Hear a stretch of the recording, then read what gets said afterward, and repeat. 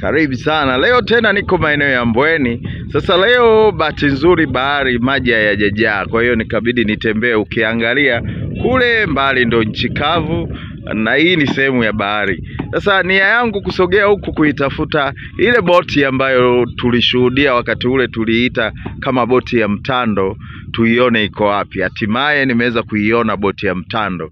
Hii ndio boti ya mtando, imepewa namba T alafu 2 XK1 alafu ina 2642. Naona kwa kule pembeni wameandika MV Imani. Kwa hiyo boti ya mtando ipo kazini, inapiga kazi, si ndio? Maisha yanaendelea. Ukiona register number ndio hiyo hapo, na upande mwingine kule unaikuta imeandikwa MV Imani. MV Imani tujaribu kusogea kwa huku tuone kama tutaiona. Hapa tumeiona MV Imani. Kwa hiyo hapa ni kitu ambacho baadhi ya vijana wa Kitanzania na Kizanzibari ambao ndio wa Tanzania hao, lakini wamefanya kitu ambacho takriban miezi kadhaa tulikuwa tunashuhudia ujenzi wa boti ya mtando enzi zile, ambayo mpaka sasa imepelekea kuitwa MV Imani, kwamba imeweza kutengenezwa kufikia kiwango cha kuweza kupita katika maji bila matatizo yoyote, na takriban na kama miezi miwili sasa hivi au mwezi mmoja inafanya kazi za uvuvi, na wanadai kwamba inakwenda, ukiona juu ya boti kuna nyavu za kuvuria nini, na inachukua takriban watu kadhaa ambayo wanakuwepo hapo ndani kuhakikisha kwamba boti inafanya kazi. Hii inaonyesha jinsi gani experience ya vijana wa Kitanzania wameweza kufanya kitu ambacho kimeweza kuweka rekodi, kuingia katika document, kuingia kwenye nini, na kuwapa experience baadhi ya vijana ambao wametafuta.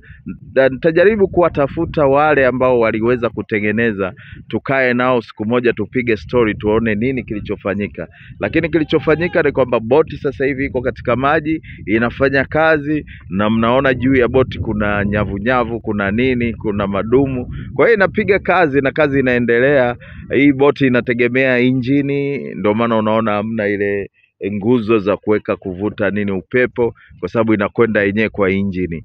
Hiyo ndo uwezo wa vijana wa Kitanzania kuweza kufanya kitu na kile kitu kikaingia na kuleta manufaa kwa wengine. Shukrani sana. Basi sifa yetu na furaha yetu ni kwamba kile chombo kilichotengenezwa kiko baharini na kinafanya kazi kama wewe unavyokiona hapa, kwamba chombo kipo baharini na kinafanya kazi zile za kuweza kuvua na maisha kuweza kuendelea. Ingawa leo kuna upepo kidogo kwa sababu nipo katikati ya maji huku, maji na pilika nyingine za baharini kwa mbali kama unavyoziona, na majahazi mengine yako baharini.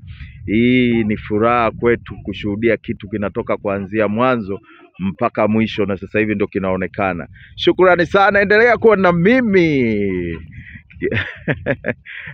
Tuwe pamoja, si ndio? Tunajaribu, tukiona kitu tunakifuatilia, tunakiimplement kwa nguvu za uwezo wa Mwenyezi Mungu, kwa sababu Mwenyezi Mungu ameshatupa kila mtu utashi wake wa kwamba ufanye nini. Basi na wewe kijana wa Kitanzania, kama una utashi fulani, hakikisha ule utashi wako unatimia kwa nyanzo nyingine. Ingawa utajikuta unakutana na pingamizi hizi na zile, lakini zile zisiwe chachu ya kukuzuia wewe kuendelea. Shukrani sana. MV Imani ndio iko hapa, T2XK1 2642 au 2642 imetoka hiyo, imetulia sana, haina kwere. Twende pamoja.